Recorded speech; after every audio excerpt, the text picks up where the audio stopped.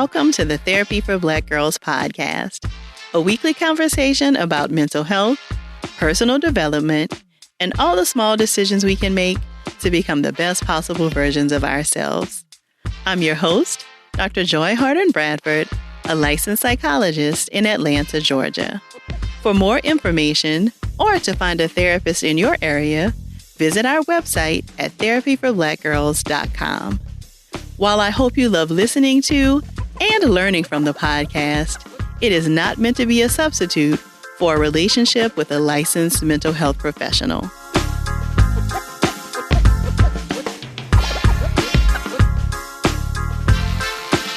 Hey y'all, thanks so much for joining me for session 134 of the Therapy for Black Girls podcast. I hope you enjoyed some time off last week and are continuing to take good care of yourself as we wrap up 2019. Something that continues to come up in the work that I do with my clients and even in my own therapy sessions is the impact that racism has on both our mental and physical health. I'm sure many of you have heard about Gabrielle Union being fired from America's Got Talent, in part for being quote-unquote too difficult, and because the executives had concerns about how often she changed her hair and the styling of her hair. And let's not forget about the complete circus that the NFL subjected Colin Kaepernick to a few weeks ago. It often just feels like there's little to no escape. So I wanted to chat with a colleague more about how racism does impact us and how we can continue to take care of ourselves and one another in the face of it. Today, I'm joined by Dr. Candace Nicole Hargons. Dr. Hargons is an award-winning psychologist who specializes in healing racial trauma and sex therapy. She's an assistant professor at the University of Kentucky, where she studies sex, social justice, and leadership, all with a love ethic. She is also the founding director of the Center for Healing Racial Trauma. Dr. Hargons and I chatted about the work she's done and continues to do to arm Black people with incredible resources to work through racial trauma, how we can advocate for ourselves, and how that might look differently for each of us. And she offered tips for dealing with racism at work and school. If you hear something that resonates with you while listening, please be sure to share it with us on social media using the hashtag TBGInSession. Here's our conversation. Thank you so much for joining us today, Dr. Hargons. Thank you for having me. I'm excited to be here. Yes, I'm very excited to chat. So you will have heard in the intro, but Candace and I went to UGA together, so we are fellow dogs. Hey. So it's always great to chat with somebody who has some of that common background. And I was really excited to have you on the podcast to talk about the work that you do with healing racial trauma. So can you just tell me a little bit about how you got into doing that kind of work? Yeah, I was born a Black woman and no. Indeed. But for real, no, seriously, I grew up in predominantly white areas, like is a story for a lot of Black women. And over time, what I learned was how to cope and tolerate racism as opposed to how to resist it and heal from it. And so when I became a psychologist, when I started training, I was at Emory University stress clinic for one of my training rotation years. And we learned meditation and biofeedback and other stress reduction techniques. And it was around the time where Mike Brown had been murdered and there had been an onslaught of like police brutality and murders in the church in South Carolina of the Black clergy there. And it was just like, I'm learning all these skills and there needs to be a way that I can apply them to something that resonates with my cultural experience. So I started thinking about how to do that in research and then in practice when I became a faculty member at University of Kentucky, because it's a very white place. And although I feel like I have colleagues and students who want to be about social justice, I don't think we get answers to how we use these skills in that way. So I started practicing in that way and thinking about how I could take all that I learned and apply it to healing racial trauma for people of color. And from that just emerged the Center for Healing Racial Trauma and the meditation I created and other things. And that comes from working with a lot of other really dope psychologists and therapists of color. So that's the short version of the story. Yeah, I love that history. And I think, it brings to mind this conversation that I've been following mostly on Twitter of other people of color academics talking about not getting support for the kind of projects that you're talking about, right? So when Mhm. we study the Black community or we study other communities of color, there isn't always widespread support in terms of like grants and Mhm. scholarships and those kinds of things to do this critically important work. Oh my goodness, yes. I'm submitting an NIH grant now to do some healing racial trauma work with meditation. So keeping my fingers crossed for that. But it does feel frustrating to have to go to organizations that are largely run by people who don't look like me to ask them to fund research about people that I care a lot about.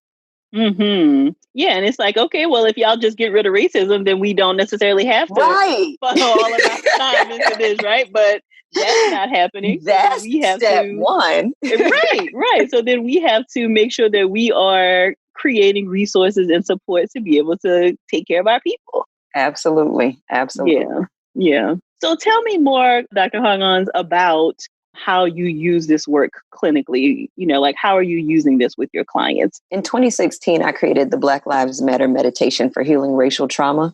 And I created that one using, it's a guided meditation. So using some aspects of mindfulness, some aspects of affirmations that are specific to the Black experience, and some metta, which is loving kindness meditation. So I put those three together using research about what meditation modalities might best fit Black people.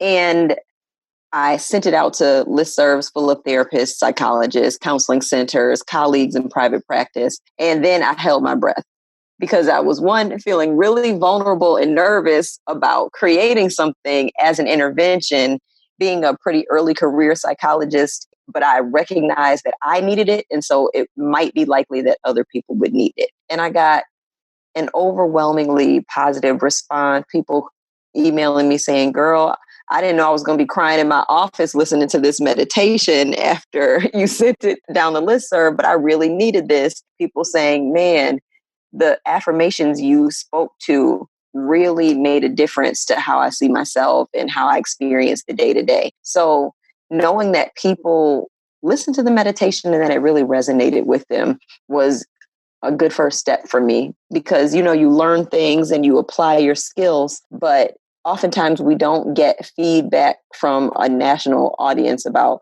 is this actually working? Is this something that you want to use again? And getting that good feedback. And I got some trolling too from some white people who Of didn't course. want, they didn't want us to be healing from racism and being able to do something about it. But for the most part, the response was good. And so I started to think about, well, how else can we use this? So as I was developing the Center for Healing Racial Trauma, recognizing that meditation would be useful, deep breathing would be useful. But now we're expanding. So I do individual therapy and group therapy as well, just talk therapy. But how do we incorporate music? How do we incorporate storytelling? How do we incorporate these culturally relevant ways of healing? Because we've known how to heal as a group of people in the diaspora for generations and generations, well before there was talk therapy. So I want to make sure that I'm honoring the fact that we have this legacy of healing and caring for each other that goes beyond what I learned in predominantly white spaces, but that there's some real value in talk therapy and how to combine those things in a way that makes people of color feel like, yo, this is for me. Yeah, I love that. I love that. So I want to go back to something that you mentioned earlier about not only healing from racism, but also resisting it. I find even in my own work and, just even talking to other colleagues, this is such a difficult balance because it is so cumulative. So it's like you work with somebody to do one thing, and then there's another breaking news story, or something happens at the school, or something happens in the workplace. And so it feels like you can make some progress and then something happens and it almost undoes all the progress that you've done. So can you talk to me more about like how you can help clients to resist racism? Absolutely. This touches on something me and my brother were talking about. So a few days ago, the University of Kentucky shared this story about me and my research. And my brother was like, man, I'm so proud of you. I really appreciate what you're doing. He's like, but I got a question. I'm like, what's up? He's like, can you actually heal from racism if it keeps coming? Like, if it keeps coming, how do you heal? And I was like, man, that's a good question. I was like, I don't help people heal so they can just heal and deal and keep letting racism accumulate in your body and just deteriorate you. That's not the point. The point is so that we can be well enough to resist, so that when you experience a racist encounter, that you can do something for yourself if you're in an environment where other people aren't going to stand up for you, other people aren't going to contribute to your wellness, that you have something that you can do.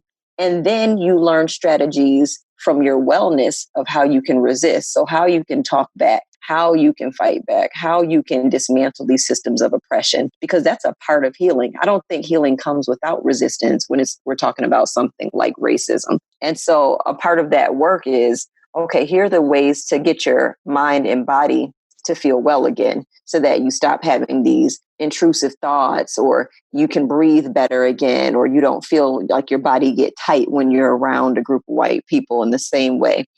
Here's some things we can do for that. But then, how do you want to intervene when someone microaggresses you? Let's talk about strategies for how you can stop them and correct them and let them know that that's not acceptable and it won't happen again. How do you systemically intervene when you are in a place where all the people on the wall look like generations of white men, and just to be in that place feels threatening? How do you go to administrators? How do you bring people together to collectively resist? How do you use your body in a way that feels valuable? And at the same time, how do you assess your risk level and determine when it's good for you to intervene in certain ways and not in others? So using strategy and thinking about like how much this work takes from us energetically lets me know, okay, what level of resistance are you ready for based on your wellness? Because sometimes you just need to rest, and that's the best resistance you have. And sometimes you want to put your body on the line and your money on the line and your time on the line, and both of those are valuable. So the resistance piece can look different. It might be you using writing, you writing op-eds. It might be you doing something like this, Dr. Joy, with the podcast and giving people a platform to talk about this. That's resistance. So I like to incorporate how you do both, but you don't resist well when you're not well. So that is the first step, is just really looking at your overall wellness. Yeah. Yep. Yeah. So what are some of the strategies that you maybe can share for people who may be in different places in terms of like their ability to do this resistance work? I have a ton of them. Okay. The more, the better. Okay. So let me start with who I work with often. So students. I work with a lot of students. They might be graduate students. They might be undergraduate students. But for them, sometimes you might experience a professor's racism. You might experience other classmates' racism. And the first step I always say is to invite that person to change. So very often you can give a person an opportunity to correct their behavior. And because they want to be a decent human being, they're willing to make that correction. So when we give that opportunity, then they make the correction, and you repair the rupture in the relationship just by them responding well to the fact that they messed up, and here's an opportunity for them to correct themselves. But sometimes people don't. Sometimes they double down in their racist gestures, in their words, in their isolation of you, and their degradation of you as a racialized person. And the first thing I go to is a reminder that we're the global majority. So we use words like minority. We use those phrases when really 13 to 14% of the population in the globe are European or white Americans. Everybody else is a person of color.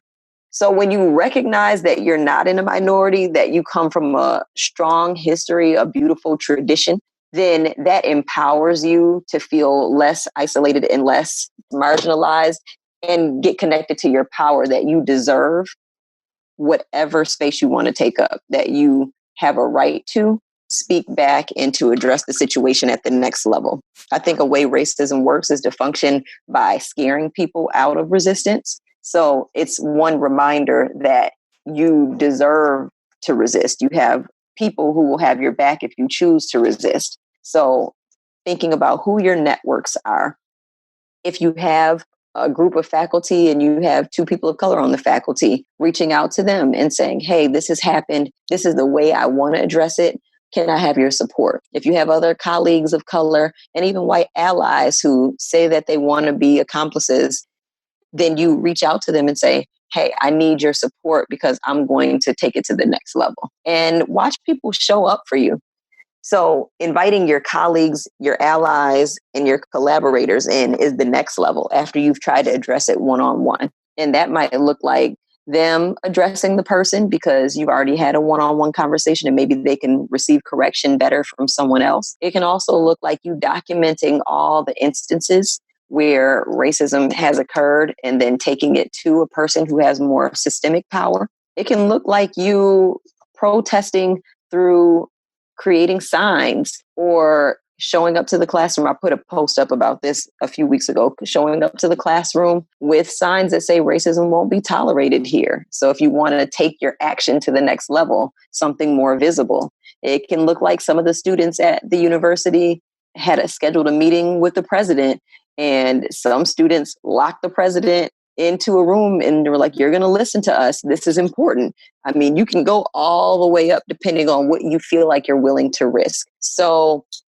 that's one of the things that I talk to students about. Even when you're thinking about protest where you are picketing or you have signs and you're out and there's a presence of people who might be against your protest, like how to shift your body so that you're not at risk of a physical attack, what to wear, who to have on your team. Always have a historian there, a person recording the scene who's not in the immediate line of action. So those pieces are important. Storytelling, using your voice, doing podcasts, doing narratives, doing recordings and videos about your experience. All of those are resistance strategies. And I appreciate you sharing that, Dr. Hargons, because I know we've talked before on the podcast about what gets the most media attention, right? Or like protests where people are like picketing or something like that. But that isn't the only way that resistance and protest can look.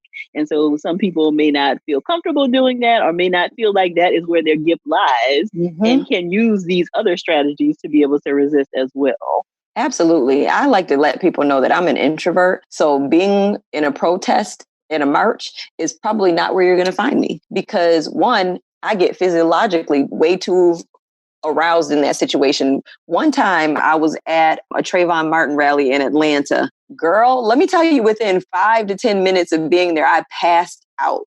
That is, yes, because there were so many people and so much energy. People talk about being an empath and then you live that life. It's just, I absorb all of that. And I was like, oh my goodness, I'm not feeling well. Like I feel myself getting dizzy. Next thing I know, I'm in an ambulance. So I was like, this is not a resistance strategy that is fit for my constitution, but what can I do well? I can write well. So that's what I'll use, scholastic activism. I can speak well, so I can do consultations with organizations. I can show up and strategize with students. I can organize. Those are the skills that I have. Those are the skills that I use. But I recognize as an introvert, I can't be in a large crowd of people and feel well. Yeah, and those are, I appreciate you sharing those very tangible examples and experiences from your own life. I don't think we often think about like, okay, I want to show up and I want to do something, but what is actually going to be the thing that is most aligned with who I am? Absolutely. Yeah. So I want to also talk with you, Dr. Hargons, about racism in the workplace. So we have so many conversations about this in the community. People just really, really struggling with microaggressions, macroaggressions, just completely overt expressions of racism. And, the thinking is often, okay, make sure you're like documenting things and talking to HR and and some of those things may be effective, but I think for a lot of people, it's just not enough. So what strategies do you have for people who are working in workspaces where there are these instances of racism and they don't feel supported by HR or whatever? And I think that's often the case. Yeah. We think HR works for the company. That's what I know for sure. So even when we report things, their responsibility, and especially if they're working in concert with the legal team, is to protect the organization.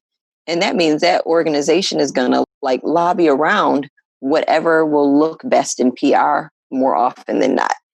So they might make small interventions if that looks good, but they also might not do anything.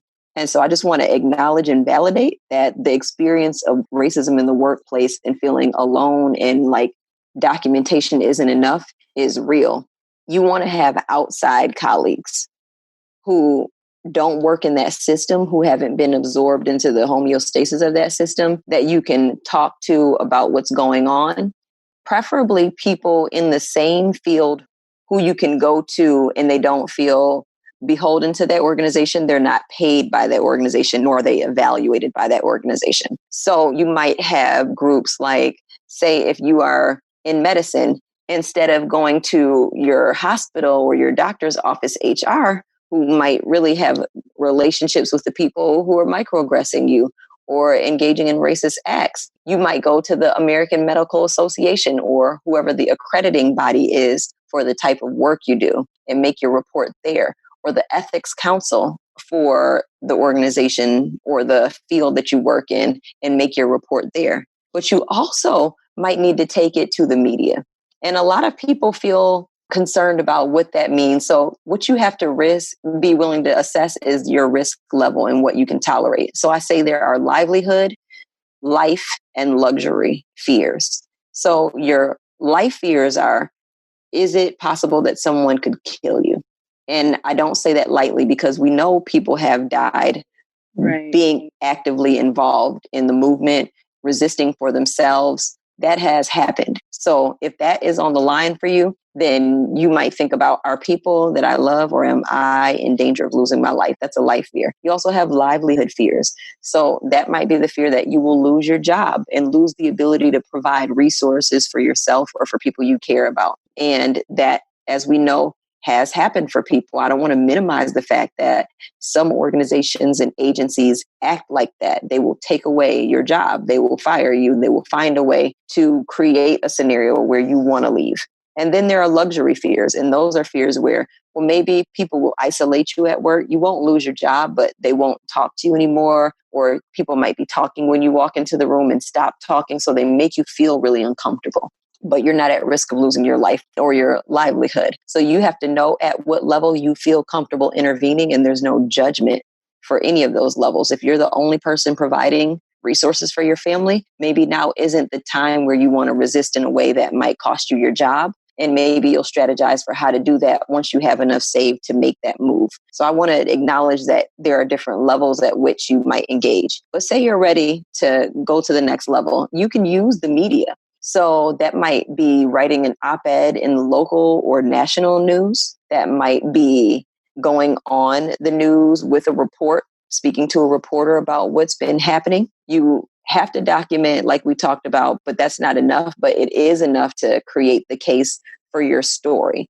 So you can write it on your own blog, or you can write it for a place like Medium or Huffington Post or your local newspaper and detail what's been happening and how you've been attempting to resolve the situation in the ways people have made it really difficult. You can speak with your therapist about how to use your mental health to say, I need time off from this environment. So maybe you had your anxiety exacerbated because every time you walk into the building, you feel like your shoulders get tight. You feel your heart racing. You feel faint. You feel exhausted. And it's just exacerbating whatever symptomology you see. That might be a way where you resist by saying, I'm not going to come here anymore until this environment creates for me a space that allows me to function well. Those are a few of the examples that I give people, but we talk through what the unique experiences are that they're going through. Sometimes it's a way that you can bring other colleagues on, but oftentimes it's not, and you need to go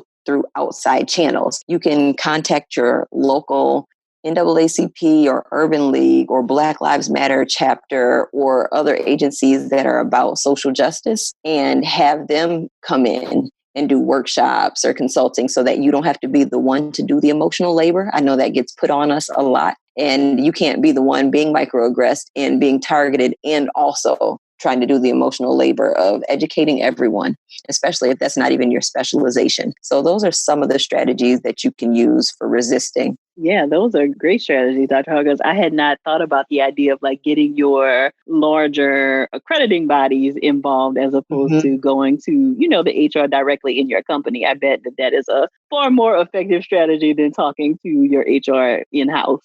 And it depends on who's in your HR, right? But oftentimes HR, they have buy-in to the organization. They want to keep their jobs too. Right. Of course. So something else that comes up, and I definitely think about this a lot with my own kids in talking about racism in schools. And right, the deep breath that you have to take and just thinking about. And I think it was recently Procter and Gamble, I believe, had the commercial about like the talk that Black people have to have with their children and thinking about like, how do you navigate this? Do you have any tips for parents helping kids to deal with like racist acts at school? Yeah. That hits home for me in a new way because I'm a new mom. Yeah. And I have been thinking about this because my husband and I are looking at daycare facilities and preschools, and you got to get on the list all in advance for stuff like that. But that means I also have to interview these places, and I'm very mindful now as we're thinking about who we want to interview about what does the faculty look like, what does the staff look like. Are they trained if they don't look like us to treat my son as a human being and recognize his brilliance, respect him, all of those things. So the first thing you start with is your racial socialization at home. You affirm the beauty of their Blackness, the brilliance of their Blackness with our history that predates slavery, with the amazing people who are currently Black and doing amazing things. You want to reinforce that there's value in a Black identity and that there are a number of ways to be Black, that it doesn't have to look just one way, so that the internalized racism and external racism, both of those messages aren't impacting your kids at school. Because we've got kids who think that to be smart is not to be Black, when we know that's not true. And we've got kids who think the other side of it, that all Black kids who are in elite schools are there on scholarship or are there because of affirmative action. And we know that's not the case. So racial socialization is that process where you share the good parts about being who they are. And because when they're reinforced with a strong racial identity, the impact of racism, according to the research, is less severe. That's one preventative gesture before they even get there. So the books that you have at home have people of color in them doing amazing things. The people that you surround them with, the organizations that your kids are a part of that are extracurricular, all of those should be filled with a variety of ways to be Black or to be a person of color, whatever your identity is. And then you talk to your school, setting really thoughtful and thorough standards about what it means to treat your child well, because respect is culturally defined construct. So what we mean when we say respect might be different than what somebody else means when they say respect. So letting them know, what does it mean to respect your child? What does it mean to respect your race? What does it mean to be proud? What does it mean to be empathic? And because there's a lot of research on this, you can find these different organizations who talk about, okay, this is what your curriculum should look like if you want it to really impress upon all kids, not just the kids of color, that people of color are valuable and worthy and amazing. You want to ask your school to diversify their books, to diversify their staff if they need to diversify their faculty. It shouldn't be that all the faculty and administrators are white people and all of the maintenance staff and cafeteria staff are people of color. And if that is the case, then something about external or systemic racism created that to be the way. So letting them know what you'd like to see. Of course, visiting your kids' school, sitting in on class sessions, letting them know what behaviors are acceptable, culturally relevant ways of showing love and care. All of those messages are important so that your kids know, and then your teachers and your administrators know what you'll be looking for. That's the way I've been thinking about it. And I've been doing some consulting with different school systems here in my area in Kentucky around how they can have courageous conversations around race, how they can rethink their diversity councils if they have one, or how they can get other parents involved in doing this work so that the burden isn't on only the people of color to do this, the teachers of color, the one or two parents of color. That's a starting point. Mm-hmm. Yeah. And, I have been encouraged to see that there are so many like book lists that are coming out about, books that feature Black kids and Black stories about all kinds of different things, right? Because it is important for kids to be able to see themselves reflected in the kind of literature that they're reading. Yeah, absolutely. So and other kids need to see it too.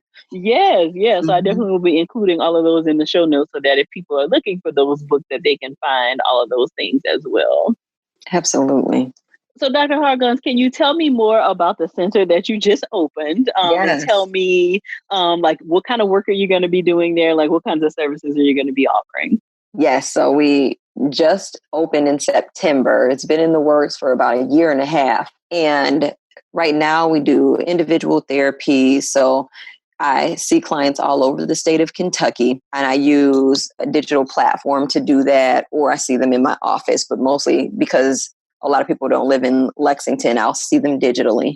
But we also will start, when the physical center opens, the group therapy. And our groups might include talk therapy, but also we've got some drumming and drum circles coming, sound therapy. So I don't know if you guys have heard of like a sound bath, and that meditative state that it puts you in, and an ability to just like reduce your heart rate and relax. So using sound baths, using storytelling and hip hop, those are some of the therapeutic modalities. So I have been a poet all of my life. Like as far back as I can remember writing, I've been writing poetry and using that as a healing modality to tell stories, to write poems.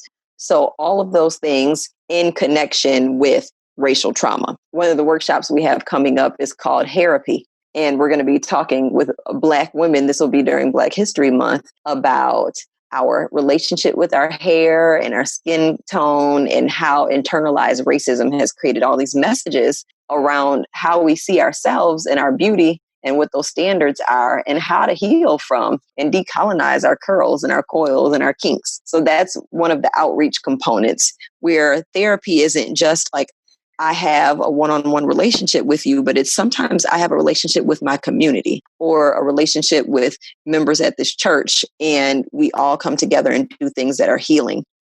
So that's one side of it. That's the intervention side. The prevention side of it is our organization does consulting, workshops, and training, and sometimes retreats with organizations, churches, medical professionals, mental health professionals around anti-racism. So we have courses on cultivating an anti-racist mindset, or how to have courageous conversations about race, or healing racial trauma. And we've done these nationally and internationally for years, but now I'm just housing it under the umbrella of the Center for Healing Racial Trauma. So there's a prevention side, which is those consulting and training and workshop type of things. And then there's the intervention side, which is like the therapy, one-on-one talk therapy, group therapy, and some of the sound and creative therapies.